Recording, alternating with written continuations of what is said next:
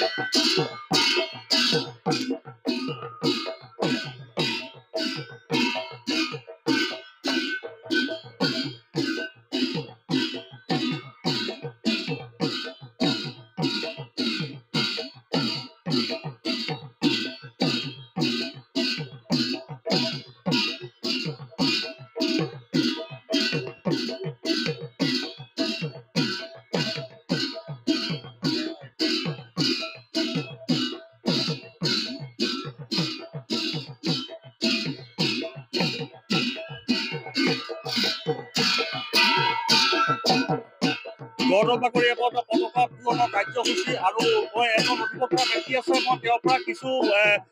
জানিবলৈ যত্ন কৰিম যিহেতু আজি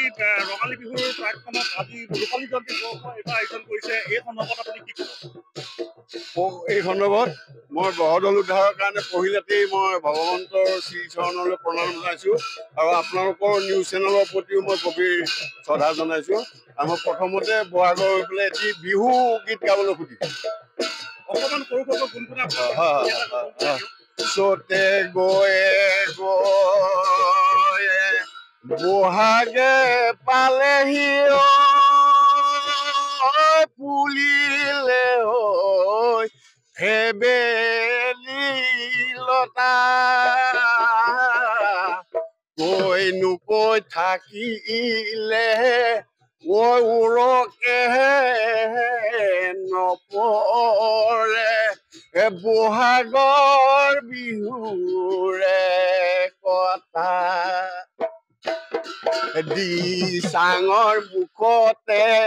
লাঙি জাল পাতিলো দিচাঙৰ মুখতে লাঙি জাল পাতিলো উভতি লাগিলে মোৱা বোৰে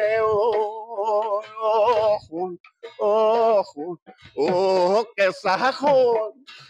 ধন্যবাদ থাকিলে আৰু এজন ব্যক্তি আছে মই তেওঁৰ পৰা কিছু জানিবলৈ যত্ন কৰিম যি ৰঙালী বিহুৰ এইবাৰ ৰূপালী জয়ন্তী বৰ্ষ আয়োজন কৰিছে এই সন্দৰ্ভত কি ক'ব হয় আমি এইবাৰ ঐতিহাসিক গড়দল প্ৰাংগণত গড়দল আঞ্চলিক ৰঙালী বিহুখনিৰ ৰূপালী জয়ন্তী বৰ্ষ উদযাপন কৰাৰ প্ৰচেষ্টা হাতত লৈছোঁ আজিৰ এই পবিত্ৰ ক্ষণত ঐতিহাসিক গড়দল প্ৰাংগণত আমাৰ আজি প্ৰথম কাৰ্যসূচী হিচাপে পতাকা উত্তোলন কাৰ্যসূচী ইতিমধ্যে হৈ গৈছে আমাৰ পতাকা উত্তোলন কৰিলে আমাৰ গড়দল আঞ্চলিক ৰঙালী বিহু সন্মিলনৰ ৰূপালী জয়ন্তী বৰ্ষৰ সভাপতি শ্ৰীযুত দুৰ্লভ বৰাদেৱে তাৰ লগতে আমি আৰু যি কাৰ্যসূচী ৰাখিছোঁ শ্ৰদ্ধাঞ্জলি অনুষ্ঠান যিহেতু গড়দল আঞ্চলিক ৰঙালী বিহু সন্মিলনখনি জন্ম হৈছিলে 2000 বৰ্ষত যিসকল ব্যক্তিয়ে এই বিহুখনি জন্ম দিছিলে প্ৰায়সকল ব্যক্তি আমাৰ মাজৰ পৰা হেৰাই গৈছে বিশেষকৈ প্ৰয়াত প্ৰফুল্ল শইকীয়া গোবিন্দ পটংগীয়া হাকিম বৰ্তা বুলি কওঁ তেনেকৈ বহুকেইজন আমাৰ গড়দলৰ লগত জড়িত ব্যক্তি হেৰাই গৈছে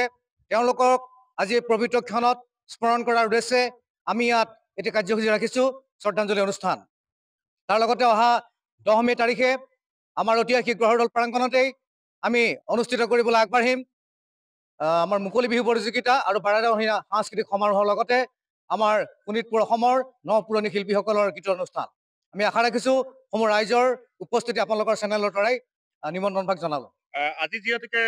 গৰু বিহু তোমাৰ দিনাখন অকমান বিহু কলিয়তা আপোনাৰ ফালৰ পৰা গুণগুণাই ভাল আছিলে দৰ্শকসকলক, যিহেতুকে টেলিভিছনৰ পৰ্দাত সকলোৱে দেখা পাব। এইখিনিতে মই নিজে লিখা এটা গীত আছিলে।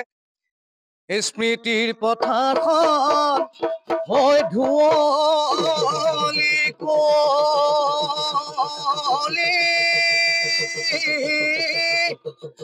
ঐ বালি জালদুৰি ঐ শিৱলো তোলা, ঐ কৌশিক নদীৰ পাৰত ঐ বিৰিণাহালি বিহু মাৰিবলৈ যাওঁ বোলা। এইখিনিতে আমাৰ দেউতাই লিখিছিলে, মাহৰে কাটি ৰাতি ৰাতি গড়দৌলৰ নাম ঘৰত জাক জাক খাতি, ঐ জাক জাক খাতি, উৰে মেৰা সিংহাসন ওপৰত তুলি, গৰ্জেন্দ্ৰই শৰণলৈ ত্ৰাহি কৃষ্ণ বুলি, গৰ্জেন্দ্ৰই শৰণলৈ ত্ৰাহি কৃষ্ণ বুলি, গোপী ভটা দলনিত মাছৰে খলকনি, গোপী ভটা দলনিত মাছৰে খলকনি, চাই চাই চাই হেঁপাহ নপৰে